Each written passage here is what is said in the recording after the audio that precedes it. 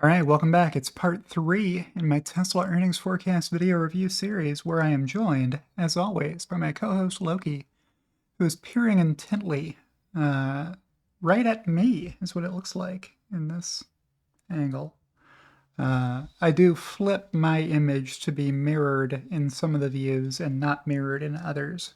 If you were wondering if that's true or not, it's not your imagination. So we'll keep an eye on Loki and the Loki cam here as we continue our tour of my 69 tweet forecast thread. In the first part, we looked at production and deliveries. In the second part, we looked at revenue. I'm going to try and cover everything else in this one, and we'll make it a 3-part series, and I'll fly through the stuff that we haven't looked at yet already. So we looked at these for sure. This one we didn't look at yet. This is tweet number 7. I said my forecast has no autonomous robots or robotaxi fare revenue, but does assume Tesla will grow earnings as full self-driving becomes more compelling, more buyers pay for the option at premium pricing, and Tesla prioritizes FSD orders. So what happens if at the same time you're growing your production and your deliveries, you're also able to grow your revenue per vehicle while controlling your costs per vehicle?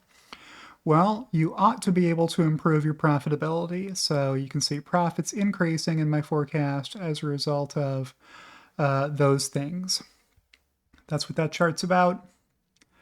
We saw this one in the previous video. That's revenue. This one's about costs, so I'll read that one to you. Its sister chart shows how Tesla spends its average dollar of revenue, with unspent money shown in green as non-GAAP earnings. The everything else excluding stock compensation bar includes income taxes. The negative amounts shown in Q3 and Q4 of 2023 through 2024 Q1 are due to the deferred tax favorability I'm forecasting Tesla will take in Q4 2023. This should have said Q4 instead of Q3. Sorry about that. So I'm talking about this gray bar and this gray bar. Way back here, what were these about? These were about Tesla losing money in Q4 of 18 and Q1 of 2019. That's how the profit had become negative. What are these about? These are gray, not green. These I used to shade these red, and then I forget that I should make them red if they're on the negative side sometimes. If they're on the right side, they're profit.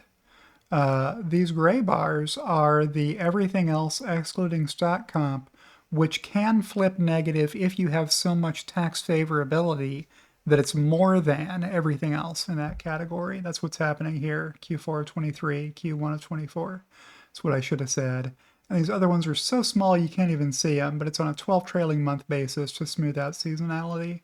The largest cost here is automotive cost of sales. The second largest cost is energy cost of sales, which should become a bigger component as time goes by and Tesla sells more megapacks. Services and other, a big piece. R&D gets smaller all the time as a percentage of total revenue. Same with SG&A, keeps getting smaller. The earnings keep getting bigger. And this gray bar will return to being, a few cents in the future as Tesla ends up paying more in taxes. All right. What else have we not seen yet? Well, here's one about earnings. Tesla's earnings per delivery remain world-class for any automaker, let alone an EV maker. Tesla's strategic price reductions in 2023 were a drag on earnings per delivery, but total earnings dollars will rise along with delivery volume. So even though these numbers are smaller on a per delivery basis, how much is Tesla earning per delivery, than they were back here in 2022, Tesla's delivering more vehicles now than they were back then. So you may see record earnings dollars return before Tesla gets back to these earnings per delivery numbers on the strength of the volume favorability. There's another version of this chart that has regulatory credits revenue thrown out. What's going to cause this reversal? I explained it as Berlin and Austin continuing to ramp to higher volume and gain efficiencies, while Fremont becomes a smaller portion of Tesla's global sales mix. Fremont has the highest labor costs per vehicle because they're in the Bay Area of California, where wage rates are high in the first place, and where California labor laws apply, which make everything more expensive. California is not the least expensive place on earth you can make stuff to sell worldwide. So that's what those two charts do. I'll keep moving. We already saw that one in the production and deliveries video. Here's a chart comparing Tesla's automotive gross margin excluding regulatory credits as a percent of revenue against a revenue per vehicle sold backdrop. Even after significant price cuts, Tesla's gross margins remain very competitive against higher volume automakers. So the mountain range in the background is the average revenue per delivery. You can see that has fallen in 2023 to pretty low levels. I'm expecting that to improve in the future on mix and hopefully some price increases Tesla can take as the order backlog returns to normal. Then the automotive gross margin is on top of that. Really, that peaked in late 2021 when the order backlog for Teslas was so long at low interest rates that Tesla was able to raise prices to keep that backlog from getting too long. But since interest rates rose in 2022 and 2023, Tesla has been lowering prices, and those price cuts have hit the bottom line. The automotive gross margin line as of Q3 was at 16%, excluding regulatory credits. The regulatory credits were pretty big, actually, in Q3. But I've got that improving as time goes by on this chart. That's what's in my forecast. Here's another chart showing what it looks like for automotive revenue and cost of sales per cash delivery if you exclude the leased revenue and the leased units sold and the regulatory credits. So this is really just for cash buyers. What does profitability look like in terms of revenue in the red bars per vehicle compared against cost of sales per vehicle in the gray bars. And then the cash deliveries is a delivery metric that's rising. Just deliveries minus leased deliveries is what this line is giving you. So this disparity between the revenue and the cost of sales per vehicle has gotten pretty small. It's not zero. Tesla is not selling cars at break even. And it ought to be improving as time moves on.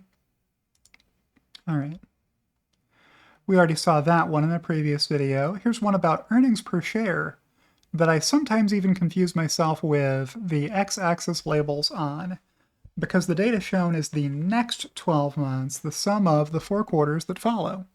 So the $3.41 above Q4 2022 shows my forecast for the 4 quarters that follow.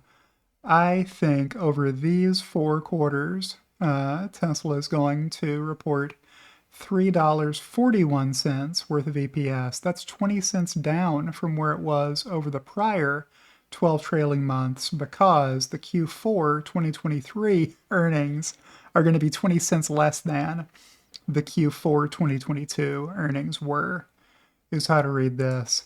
I'm going to very quickly just move on to the next chart. It's the same chart, just with a log scale. So you can see earnings growth was proceeding at roughly this slope for a while from 2019 through 2020. Since then, it didn't grow by that much in 2021. It grew at a smaller pace. And it's been kind of treading water or declining some recently. This is where we currently are. The big circles start with the first quarter that isn't a final yet. This 361, that's an actual. Tesla did report 361 of earnings over the 4 quarters that followed this, ending with Q3 2023. But they haven't yet reported 341 here, so this may be too high, maybe too low. We won't know until Tesla reports earnings. But what I'm forecasting in the future is for this 12 trailing month EPS number to increase and to grow at, not even the same slope on a log scale that it was growing by 2019 and 2020. So if you look at it on the top chart, it looks a little nutty that it would increase like this, but that's how growth works when you're looking at it on a normal scale. When you're looking at it on a logarithmic scale, exponential growth looks like a straight line, and the slope of this line is less than the slope of this line was. So that's what that chart's for. We already saw that chart. Here's one about operating cash flow versus free cash flow. I'll just let you look at this briefly. We don't know what the Q4 numbers are yet. We'll find out in the earnings report whether the operating cash flow for Tesla continues to trend down, and how much capital spending Tesla did, and how much free cash flow that leaves. The free cash flow number in Q3 was the lowest number Tesla has reported in a few years, going back to Q4 of 2020 maybe. But it used to be negative, and it's not negative anymore. That's important. Here's one for a Stevenson indicator chart update. Stevenson indicator trademark Mayor Tucker, who dubbed it that a few years ago. We had a good laugh over this joke technical analysis indicator being named after me. And it's the joke that will not die. People ask me all the time about Stevenson indicator, which is for entertainment purposes only and definitely not a price target. As I have said all along, what do we see on the Stevenson indicator? Well, I've noted a couple of moments on here. Here's where the bear market began. So prior to this point in time, Tesla was trading above Stevenson indicator almost all the time. Then the bear market began, and since then, Tesla has been trading below Stevenson indicator almost all the time. When we'll be back to a bull market? At some point in the future, the bull market will return, probably, if I can talk. Is that any guarantee Tesla will trade above Stevenson indicator again? No. Could it happen? It could happen. There will need to be a whole lot of price appreciation at the clip that Stevenson indicator rises, which is $1.69 every 3 trading days since Tesla did the 3-for-1 stock split. Before that, it had been $1.69 per trading day of appreciation to make the Stevenson indicator line. All right, here's, I spent more time on that than I should have. Here's a chart about PE compression over time and how Tesla's PE used to be a lot higher. Back in 2020, PEs for Tesla were in the 180 to 400 range. That's a very high PE, and it's been coming down since. So here's where that bear market began, and you can see the PEs above 100 have fallen off since about 2 years ago, and that now we're seeing PEs in the 50 to 80 range. They had been a lot lower than that when Tesla was trading at 52-week lows a year ago this time, as low as 27 or 28 for a PE. And they're back to, this range now, kind of a tighter PE range. What's going to happen in the future? We don't know, but that's what the chart says. Here's one about operating expense numbers. Some haters like to claim Tesla is a fraud because the operating expense isn't increasing by enough. This chart kind of breaks down for you how much of it is research and development versus SG&A excluding stock comp versus SG&A stock comp versus CEO stock comp versus restructuring and other. So sometimes you see a really big number here like we saw in Q4 of 2021 when there was a lot of CEO stock comp.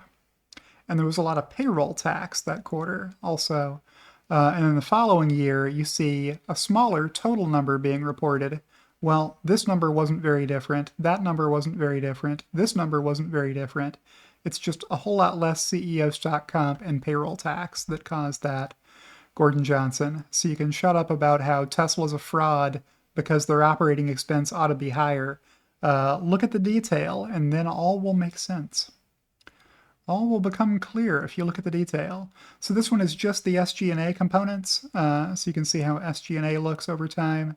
It's a lot clearer on this chart that Q4 of 2021 had unusually high SG&A excluding stock comp due to $340 million of one-time payroll expense associated with Elon exercising stock awards that were about to expire under his 2012 CEO Performance Award plan if he had let them lapse in 2022. So when he exercised those here, Tesla had more payroll expense in this department.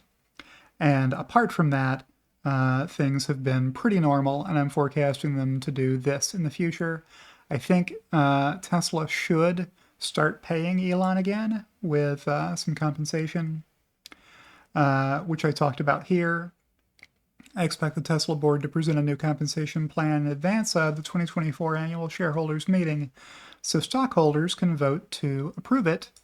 If you want to see Elon spending more time at Tesla and less time at X, maybe compensate him for achieving some market cap appreciation goals, and then we'll see a lot more earnings growth at Tesla because Wall Street rewards earnings growth with market cap appreciation under normal circumstances. All right, I did have to stop for lunch for a couple of hours, but after I returned from lunch, the pace of tweets in this thread picked back up again. Here's a chart showing earnings per share broken down by every category of revenue and expense. I had to bucket them some. So I'm expecting $6.40 per share worth of automotive revenue, 54 cents per share worth of energy division revenue, and 67 cents worth of all other revenue combined, services and other, etc. Then how much expense is there going to be per share? Well, I've got 514 in my forecast for automotive cost of sales per share, 43 cents worth of energy division cost per share, 62 cents worth of all other cost of sales per share. Then there's 26 cents worth of research and development, 16 cents worth of SG&A and other, 14 cents worth of stock-based compensation, and that's it. So the rest is earnings. It's 85 cents worth of GAAP EPS, or 99 cents worth of non-GAAP EPS if you include the stock-based compensation. Or rather, if you don't count stock-based compensation as being a real expense, the company doesn't really have to pay anybody that. They just issue shares. The only cost is the dilution to existing shareholders. And I did leave 79 cents over here as my adjusted non-GAAP EPS if you exclude 21 cents of favorable deferred tax asset that I'm forecasting Tesla will flow off of the balance sheet through the income statement as being a credit against tax expense before the end of calendar year 2023, which is Tesla's fiscal year. All right, here's one with EPS, the most straightforward chart in my thread, maybe. Earnings did dip in 2023, but I think new record highs will return in 2024. Here's what I'm forecasting for 2024, $5.65 EPS for the full year. So continuing the growth from 2023 that took a little breather in 2023, however, I should have just said what I said, due to price cuts. You get it. All right, here's one on automotive gross margin. Tesla's detractors and short sellers like to emphasize how much gross margin Tesla lost since reducing prices, but they were losing them from a very high level. Tesla's margins have held up well, still comparable to or better than Tesla's, which some consider to be the industry's gold standard. So Tesla's margins were way above Tesla's for a really long time, almost every quarter from 2018 through the start of 2023, and then holding up okay until Q3 when Toyota's gross margin peaked up a little bit above Tesla's margin. Very comparable numbers there is what I'm calling that. And then we don't know what Q4 is yet, but this is my forecast for what I think Tesla's gross margin will be. We also don't know what Toyota's is because they haven't reported theirs yet. But I'll update that chart next quarter. Here's one showing how big a deal Tesla's 40 gigawatt hours per year Lathrop Megafactory will be for total Tesla energy storage. And we looked at this one in a previous video, so I won't waste more time looking at that. We looked at this chart as well in that video. And this is probably a good place for me to end this video. Yeah. and then I'll show you the income statement in the next video. But this is the rest of the pretty charts in this video. That's part 3. And I'll check in with Loki, who is still curled up in bed and snoozing. Before I outro and say, if you liked this video, don't forget to click the like button. If you're not subscribed to my channel already and you're watching me on YouTube, you can do that by hitting the subscribe button that I'll leave for you over here. But thank you to everyone who supports me, whether you're doing that on Patreon or on X, or by joining my YouTube channel as my executive producers Kathy Kitchler and Rebellionaire.com did, earning them a shout out at the end of every video. And see you in the next one.